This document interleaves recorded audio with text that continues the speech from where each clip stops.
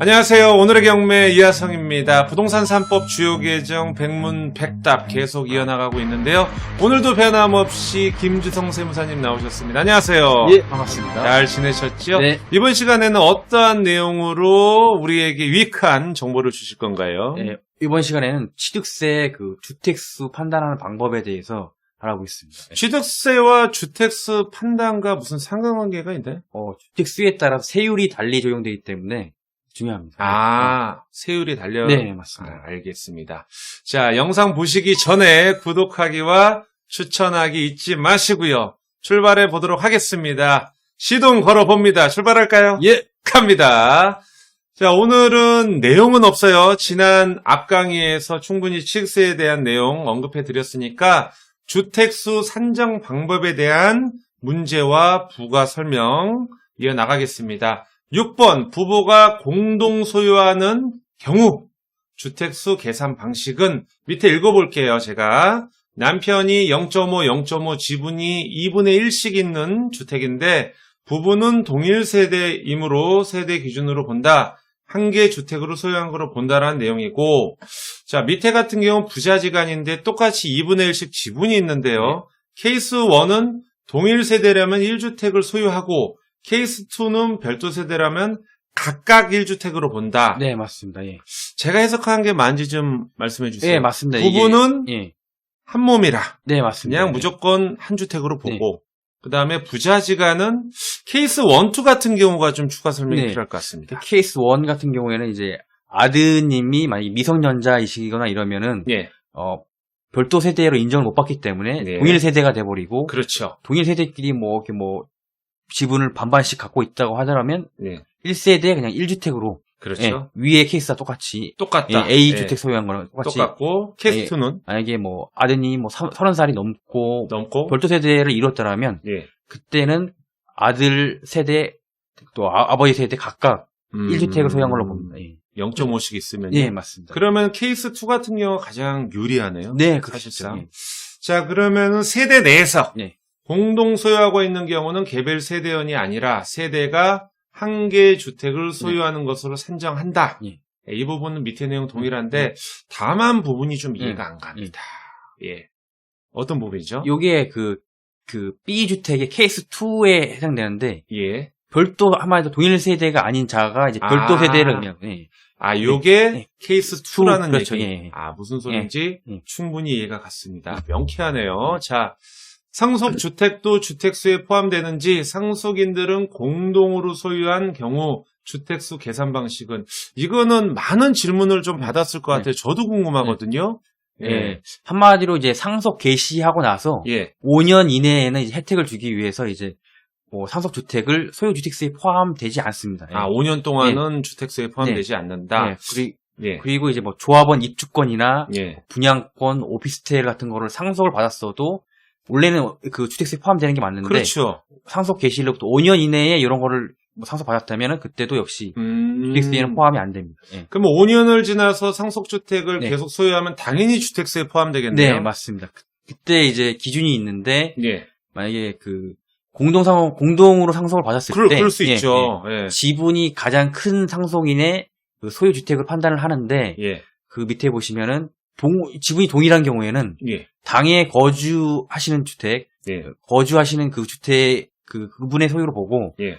거주하는 사람 분이 없으시면 최연장자 그 분의 이제 주택수로 판단이 됩니다. 예를 들어서 상속 지분이 가장 큰 사람이 있는데 이 사람이 나는 소유주택으로 하기 싫다. 이걸 선택할 수 있나요? 이미 상속은 받아놨는데. 일단 그렇게 하는 거는 이제 저번 시간에 했던 주택 임대 소득 구할 때 주택수 판단할 때 그렇게 하는데 예. 지금 여기서는 그렇게 안 합니다. 선택권이 없죠. 예, 그렇죠. 이미 상속을 받았으니까. 그럼 애초에 상속 포기를 했었어야 되는 거죠. 그렇게 하시던 거 하셔야지. 그 부분이 좀 궁금한 것 같아요. 이게 선택권이 없는 거. 네. 8번. 주택수 산정에서 제외되는 1억 원 이하 주택에 입주권, 분양권, 오피스텔이 포함되나요?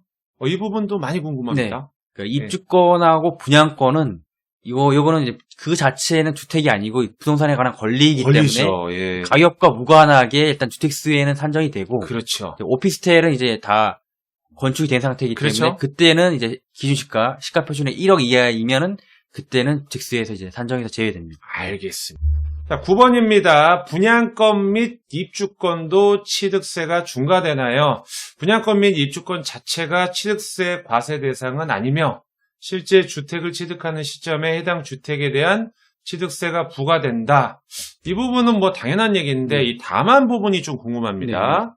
어떤 부분이죠? 네, 그 승계 조합원이 예. 조합원 그 입주권을 그 승계에서 취득을 하신 경우에는 그렇죠. 그 토지에 해당하는 그 지분에 대해서는 취득세가 지금도 과세가 됩니다. 예. 그렇죠. 나중에 이제 완공되고 이러면은 건물에 해당되는 뭐 청산금 납부에 해당되는 맞아, 부분에 맞아. 대해서 예, 완공되면은 건물분 예, 되죠. 그 추가적으로 건물에 해당되는 추가적으로 취득하신 거에 대해서 취득세를 납부하시면 됩니다. 예. 자, 보시면 다만 부분 주택이 준공되기 전이라도 분양권 및 입주권은 주택을 취득하는 것이 예정되어 있으므로 소유 주택세에 포함된다. 그럼 제가 하는 게 맞는지 체크해 주세요. 예. 분양권 및 입주권은 취득세 과세 대상은 아닌데 네, 맞습니다. 소유 주택세에는 포함된다는 얘기죠. 네, 맞습니다. 정확한가요? 예, 맞습니다. 똑똑해졌습니다. 이 부분은 뭐예요? 이게 중요한데 이제 네. 취득 날짜가 이렇게 하는 거는 2020년 8월 12일 이후 신규로 취득하는 분부터 그때부터 주택세에 포함이 됩니다. 예. 지금은 8월 12일이 넘었는데. 네, 맞습니다. 아이고야. 네. 그 이전에 뭐 7월 달에 취득하셨다 이러면은 그러면은 여전히 받겠죠? 여전히 포함 안 됩니다. 그렇습니다. 예. 지금은 저희가 11월에 찍고 있어요. 네. 자, 10번입니다. 오피스텔도 주택수에 포함이 되나요? 한번 읽어볼게요. 재산세 과세 대상 주택으로 기재되어 있어 주택분 재산세가 과세되고 있는 주거용 오피스텔의 경우에는 주택수에 포함된다. 이거는 건축물 대장상으로는 업무시설이거든요. 네. 이걸 어떻게 이렇게 주택이라고 표현을 할까요? 세무사에서는.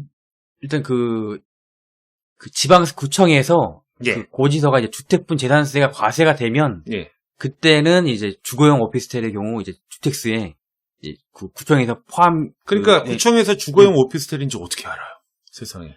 건축물 대장에 일단 용도를 보고 보죠. 뭐 실사를 나와서 뭐 주택인지 아닌지 판단하는 방법도 있고 이렇게. 예. 예. 또 나머지 방법을 통해서. 네. 뭐 방법은 여러 가지입니다. 뭐 부가시세 신고를 했는지 안 했는지. 아, 그러네. 사업자 등록증을 냈는지 안 냈는지. 전입 신고를 했는지 안 했는지. 전입신고. 여러 가지가 다 종합적으로 판단합니다. 그러네요. 자, 2020년 8월 10일 이후 신규 취득분부터 적용한다. 다만 8월 10일 전은 뭐 주택수 제외한다. 네, 맞습니다. 8월 12일 기준입니다. 제가 오피스텔이. 기존에 지금 질문했던 게 상당히 궁금했어요. 네. 어떻게 알지? 네. 아, 그런 부분이군요.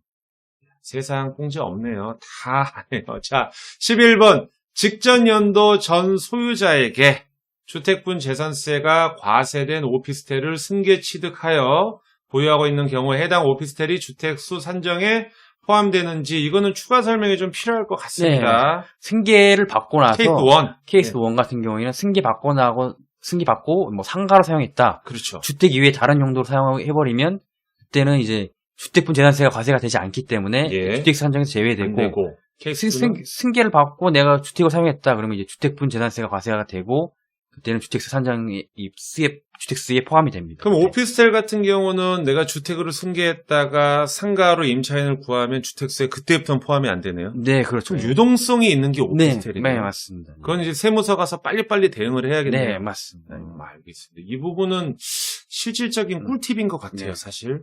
자, 오피스텔 분양권도 네. 주택수에 포함되나요? 이 오피스텔의 분양권은 아직까지 그 건축물 해장상에 네. 이게 주거용인지 상업용인지 명확하게 나타나 있지 않기 때문에 그렇죠. 분양권은 알 네. 수가 없지. 일단 예. 그때 주택수에서 포함하지 않습니다. 그러네요. 네. 당연한 거네요, 네. 어떻게 보면. 분양권이니까. 네, 맞습니다. 사업자 등록을 하면은 업무시설이 네. 되는 거고. 원래. 네, 그 다음에 전입을 하면은 주택이 되니까. 네, 맞습니다. 마지막 문제입니다. 가정 어린이집 등도 예외 없이 주택수에 포함되거나 중과세율이 적용되나요? 네. 라는 문제인데 네. 읽어볼게요. 가정 어린이집을 취득하거나 소유할 때 주택수에 포함되지 않는다. 전 강의 때 말씀해 네, 주셨고요. 맞습니다. 공익성 때문에. 예, 단 공익성 때문에 네. 단 취득 후 1년이 경과할 때까지 가정 어린이집을 사용하지 않거나 네. 가정 어린이집을 3년 이상 사용하지 않고 매각 증여 전용하는 경우는 취득세를 추징하면 당연하죠. 네, 원래 맞습니다. 용도대로 안 하니까 네. 1년 3년인데 이 부분은 어떤 건가요? 3년이 경과한다는 얘기는 3년 동안 그 가정 어린이집으로 이걸 써야 되는데 그렇죠. 그 3년도 지났는데 이걸 뭐 가정 어린이집이 아니고 다른 용도 뭐 음식점을 한다든지 아, 용도 전환에도 그때 소유 주택세 포함해버립니다. 포함되고 예. 그 외에 노인복지주택이나 뭐 뭐. 공공주택 사업자 예. LH 등의 공공성을 높이거나 예. 하는 거는 당연히 제외한다. 네, 맞습니다. 그럼 여기서 포인트는 이건가요? 연도? 그렇죠. 사후 관리를 한다는 얘기죠. 뭐 취득하고 나서 예. 1년 이내에 가정 어린이집으로 뭐 사용하지 예, 않다거나 예, 예. 뭐 3년 넘어서 뭐 음. 매각하거나 이래버리면 취득세 추징해버립니다. 근데 이런 거는 또 어떻게 실수를 해요? 나 이런 게 제일 궁금해. 이걸 네. 어떻게 할까? 어떻게 할지 이런 거는? 이런 건 뭐 실사를 나와서 뭐 네. 실제로 뭐 조사관님들이 구청에서 일하는 주무관님들이 와서 뭐 이렇게 공무원님들이 확인할 수도 있고 그렇습니다. 공공은 금방 밝혀낼 수 있을 것 같아요. 네. 공공이니까. 네, 맞습니다. 자, 오늘 13번까지 풀어봤는데요. 자, 오늘 취득세 계속 이어나가고 있었습니다. 다음 예고를 간단하게 해주시고 마무리하죠. 취득세 이제 마지막 시간인데 이제 기타 부분에 대해서 간략히 설명드리겠습니다. 알겠습니다. 김유성 세무사님 수고하셨고요. 지금까지 저는 오늘의 경매 이하성이었습니다. 감사합니다.